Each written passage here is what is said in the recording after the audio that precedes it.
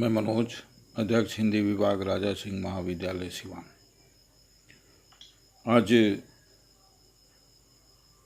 पिछले व्याख्यान की अगली कड़ी, जो पिछला व्याख्यान रामधारी संघ दिनकर द्वारा रचित गीत अगीत कौन सुंदर है कविता पर केंद्रित था, उसकी अगली कड़ी आज प्रस्तावित है। आप सभी जानते हैं कि ये कविता स्नातक द्वितीय खंड के तृतीय पत्र में प्रस्तावित है। विगत व्याख्यान में हम लोगों ने दिनकर की चर्चा करते हुए इस कविता के संदर्भ में हम लोगों ने बातें की थी और उसका पहला पैराग्राफ पर हम लोगों ने विस्तार से विवेचन किया था। उसी संदर्भ में हम लोगों ने ये बातें की थी कि सुंदरता को, सौंदर्य को परिभाषित करते हुए कवि इस कविता के माध्यम से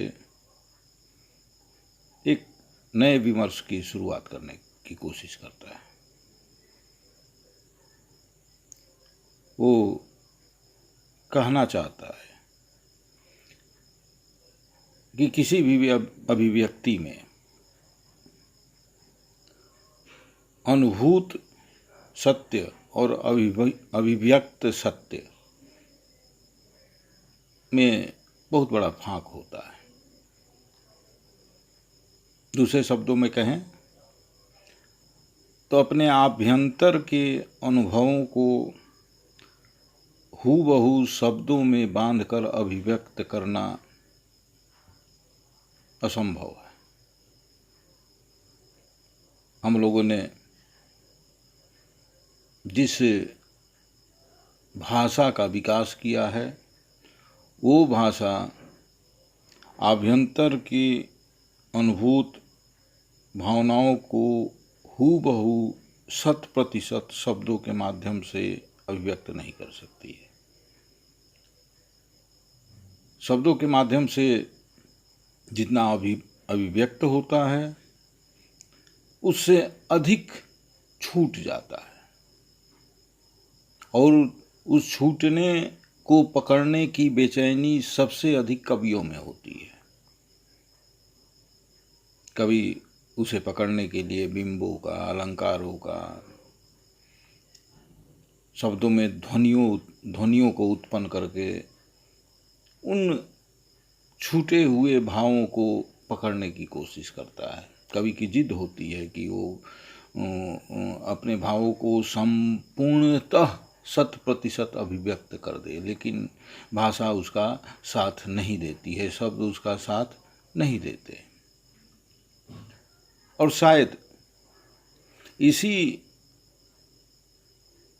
विमर्श और इसी द्वंद्व के कारण कवि इस कविता के लिए प्रेरित हुआ है। शीर्षक ही से स्पष्ट है, गीत अगीत कौन सुंदर है। गीत मतलब जो शब्दों में जिसे बांध दिया गया, जिसे अभिव्यक्ति मिल गई, वो सुंदर है, या जिसको अभिव्यक्ति नहीं मिली या चाहते हुए भी वो अभिव्यक्त नहीं कर पाया, वो सुंदर है। कविता प्रश्न की शैली में है,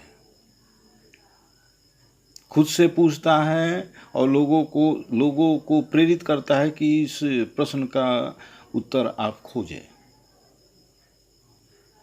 सामान्यतः जो दिखता है, जो अभिव्यक्त होता है, उसी के सौंदर्य की लोग व्याख्या करते हैं और उसी से प्रभावित होते हैं और उसी की चर्चा भी होती है। लेकिन जो अभिव्यक्त नहीं हुआ, क्या वो सुंदर नहीं है?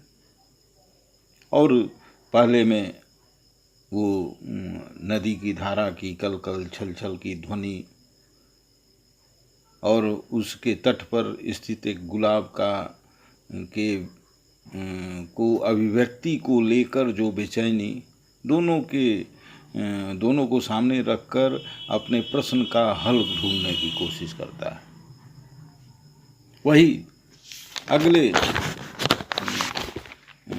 कविता जब आगे बढ़ती है तो सुख तोता और तोती के माध्यम से कवि अपने इस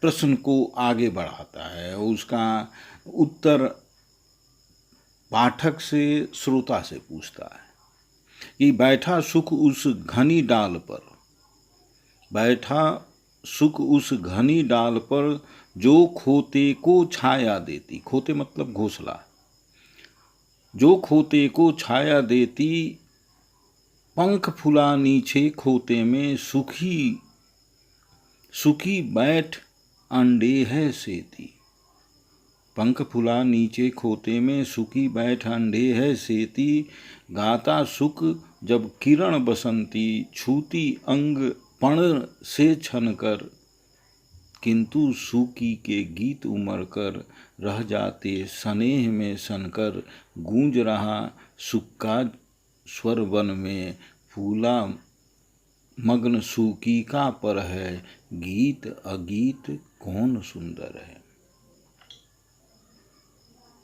इस कविता में जो कवि हम लोगों के सामने प्रस्तुत करता है कि एक घनी डाल के, घने पेड़ की डाल पर एक तोता बैठा है,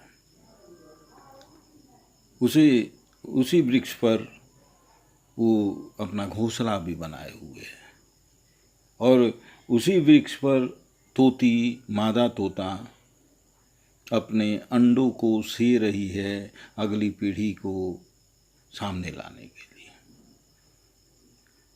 जब सूर्य की किरणें जब तोता को स्पर्श करती है पत्तों से छनकर, तो उस बसंती किरणों के उमंग में तोता गाने लगता है, और उस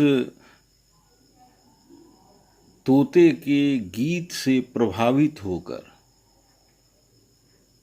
मादा तोती भी गाने की इच्छा रखती है, वो भी गाना चाहती है, लेकिन उसका वात्सल्य और प्रेम उसे विवश करता है न गाने के लिए। वो मन ही मन उस तोते के गाने से आनंद लेती है, लेकिन अपने अंडे को सेने के कारण, वात्सल्य और प्रेम के कारण वह मन ही मन आनंद लेते रहती है, लेकिन वो गाती नहीं है, क्योंकि वो सेने की प्रक्रिया में उसे व्यवधान हो जाएगा।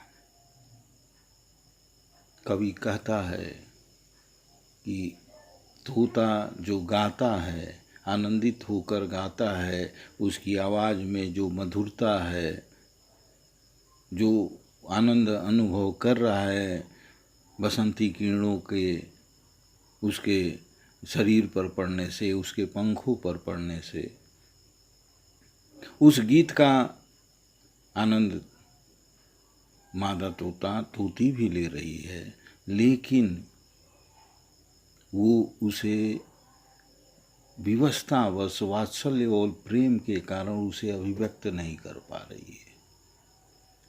तो क्या जो अभिव्यक्त हुआ वही सुंदर है, या जो अभिव्यक्त नहीं हुआ, तोती के मन में ही रह गया, वो क्या सुंदर नहीं है?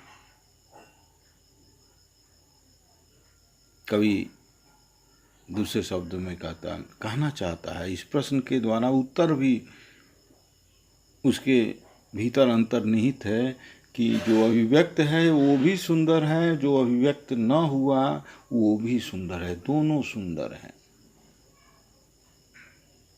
कविता फिर आगे बढ़ती है और इसी प्रश्न को दूसरे तरह से सुलझा कर उत्तर देने की कोशिश करता है कवि। कि दो प्रेमी हैं यहाँ एक जब, दो प्रेमी हैं यहाँ एक जब, बड़े सांझ आल्हा गाता है। दो प्रेमी हैं यहाँ एक जब, बड़े सांझ आल्हा गाता है। पहला स्वर उसकी राधा को घर से यहीं खींच लाता है। चोरी चोरी खड़ी नीम की छाया में छिपकर सुनती है। हुई न क्यों मैं कड़ी गीत की, विधना यो मन में गुनती है। वह गाता पर किसी वेग से, फूल रहा इसका अंतर है। गीत अगीत कौन सुंदर है। कवि ध्रुव प्रेमियों की कल्पना करता है, उसके माध्यम से अपनी बातों को, अपने तर्क को आगे बढ़ाने की कोशिश करता है कि दो प्रेमी हैं यहाँ एक, दो प्रेमी है एक जब, सांझ के समय, शाम के समय अपने गले से आला गीत गाकर अपने प्रेमिका राधा को बुलाना चाहता है। उस आवाज़ से उसकी प्रेमिका राधा प्रभावित भी होती है और उस गीत में वो आकर्षण है कि वो खींचकर घर से निकलकर उसके पास आ जाती है और उसके गीत के मर्म को सुनकर प्रभावित होती है। चोरी चोरी खड़ी नीम की छाया में छिपकर सुनती है। वो सामने नहीं जाती है लोक लज्जा के कारण, वो चुपचाप नीम की पेड़ की आड़ में उसके सुरीले गीतों को सुनकर प्रभावित होती रहती है और मन ही मन कहती है कि हुई न क्यों मैं कड़ी गीत की, विधना यो मन में गुनती है। वो मन ही मन कहती है कि विधाता ने मुझे क्यों नहीं इस सुरीले गीत की एक कड़ी बना दिया। मेरी इच्छा है कि मैं उस गीत की कड़ी बन जाती। वो मन ही मन इस विधना से शिकायत करती है, विधाता से शिकायत करती है। वह गाता पर किसी वेग से, फूल रहा इसका अंतर है। उसका प्रेमी तो प्रेम में पगा हुआ है और प्रेम की पुकार में गीत को गा रहा है, अपनी प्रेमिका को बुला रहा है, लेकिन प्रेमिका जो नीम के पेड़ की आड़ में छिपकर उस गाने को सुनकर जो आनंद, जो उमंग प्राप्त कर रही है, उसका भी हृदय उसका आनंद ले रहा है। फूल रहा इसका अंतर है। गीत अगीत कौन सुंदर है। कवि कहता है कि प्रेमी तो अपना गीत गाकर प्रेम को प्रकट कर रहा है, लेकिन प्रेमिका मौन रहकर अपने प्रेम को प्रकट करती है। अब यह जानना है, अब यह उत्तर पाना है कि प्रेमी का गीत या प्रेमिका का मौन कौन सुंदर है। गीत और गीत कौन सुंदर है।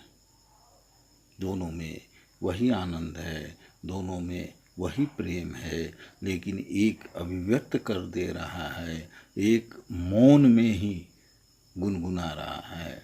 तो दोनों में कौन सुंदर है, इसमें उत्तर निहित है। कवि एक तरह से उत्तर भी दे रहा है कि दोनों सुंदर हैं।